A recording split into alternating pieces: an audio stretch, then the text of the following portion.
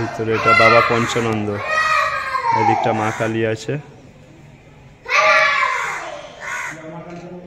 তো গাইজ আজকে আমি এসেছি জোকা থেকে 2-3 কিলোমিটার ভিতরে হবে, শিমুলতলা বলে জায়গাটা।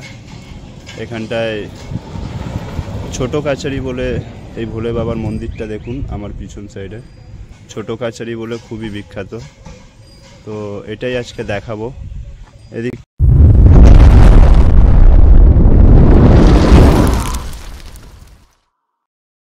সোজাই রাস্তা, মোটামুটি 2-3 কিলোমিটার জোকা থেকে ভিতরের রাস্তা যেতে হবে। দেখুন আমি সামনে ক্যামেরায় দেখাচ্ছি, রাস্তাটা একটু খারাপ আছে অবশ্য। এখানে আসপাল ব্রিজ বরাবর সোজা 2 মিনিট যেতে না যেতে প্রথমে ডান হাতে এলো শ্রী সন্তোষীমা একাডেমি। একটু এগোতেই বাঁ হাতে দেখা গেল জোকা মেট্রো কারশেড। দেখুন মেট্রো কারশেডটা কত সুন্দর লাগছে। তো এদিকটা যাবেন তত ফাঁকা ফাঁকা, এখন তো মোটামুটি ঘরবাড়ি আছেই, তারপর স্কুল টুল কারখানা এইসবই। অ্যাকচুয়াল এটা ইন্ডাস্ট্রিয়াল এরিয়াই বলে। তো ফ্রেন্ড সামনে ডান দিকে আরেকটি স্কুল দেখুন, সেন্ট মেরিস কনভেন্ট স্কুল, শাঁখারি পোতা। খালের পাশেই রাস্তা, এই রাস্তার পুরো সোজা একদম নির্জন রাস্তা, মাঝে মাঝে লোকজনের টুকটাক দেখা যাচ্ছে কিন্তু পুরো ফাঁকা ফাঁকা। গাড়ি ঘোড়া গেলে তো ধুলো যাচ্ছে, তাই অবস্থা হয়ে যাচ্ছে। এদিকটা একটা সাঁকো বানানো আছে ওদিকে পারাপারের জন্য। তো এখন আমরা জোকা থেকে মোটামুটি মিনিট 10 মধ্যে মন্দিরটার কাছে পৌঁছে গেছি। তো চলুন দেখাচ্ছি আপনাদেরকে মন্দিরটা। তো গাইজ আজকে আমি এসেছি জোকা থেকে 2-3 কিলোমিটার ভিতরে হবে, শিমুলতলা বলে জায়গাটা। এখানটায় ছোট কাছারি বলে এই ভোলে বাবার মন্দিরটা দেখুন আমার পিছন সাইডে, ছোট কাছারি বলে খুবই বিখ্যাত। তো এটাই আজকে দেখাবো। এদিকটা মা কালীর মন্দির আছে, এটা বটগাছ আছে, পুরো মানসিকের ঠাকুর রাখা আছে এখানটায়। তো চলুন এই ছোট কাছারি মন্দিরের যতটাই পারলাম আপনাদের সঙ্গে শেয়ার করছি। মশাই এখানে পুজো করেন, এই মন্দিরেও করেন, আর এই পাশের মন্দিরটা এটাতেও করেন। এখন এটাই পুজো হয়ে গেছে, ওই মন্দিরটাতে যাচ্ছে, এখানটায় পুজো এখন স্টার্ট হবে। ওই মন্দিরে ঢুকছে, এখন এখানে পুজো হবে। এরাও আসতে শুরু করেছে সকাল, যেহেতু 11টা বাজে এখন। ঠাকুরগুলো এইভাবে বসানো এখানে। আগের দিন কোনো শুটিং টুটিং হয়েছিল, আলপনা টালপনা করেছে দেখুন, কোনো শুটিং হয়েছিল।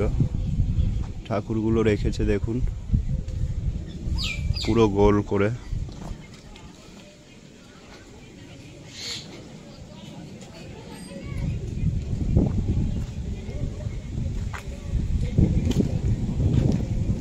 পুরো গাছটাকে গোল করে ঠাকুর রেখে দিয়েছে। যতদূর পর্যন্ত বেদি ততদূর পর্যন্ত ঠাকুর আছে। কারো মানসিক ঠাকুর আছে, কারো বাড়ির ঠাকুর আছে।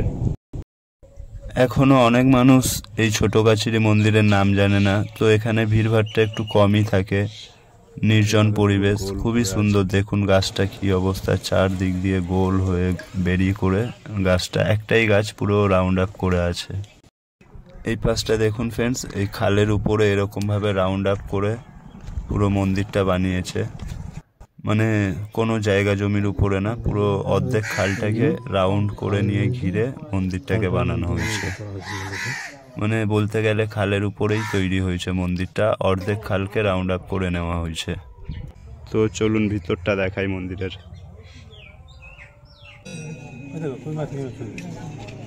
দাদা একটা মাছও ধরেছে। হ্যাঁ কই মাছ।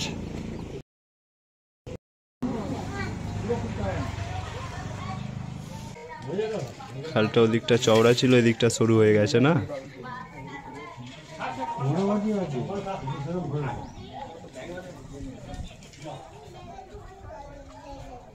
মানে কেউ বলতেও পারবে না যে ভোলে বাবা কারোর জায়গায় বসে আছে, খালের উপরে বসে আছে, মানে মা গঙ্গাকে নিয়েই বসে আছে এখানে। দেখুন এই সাইডটা রাস্তা, ওই দিকটা রাস্তা, এদিকটা পুরোটাই খাল, বজবজ অব্দি গেছে এই খাল।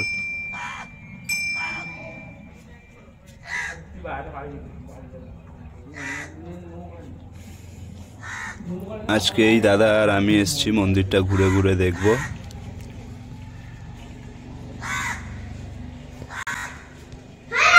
ভিতরে এটা বাবা পঞ্চানন্দ, এদিকটা মা কালী আছে।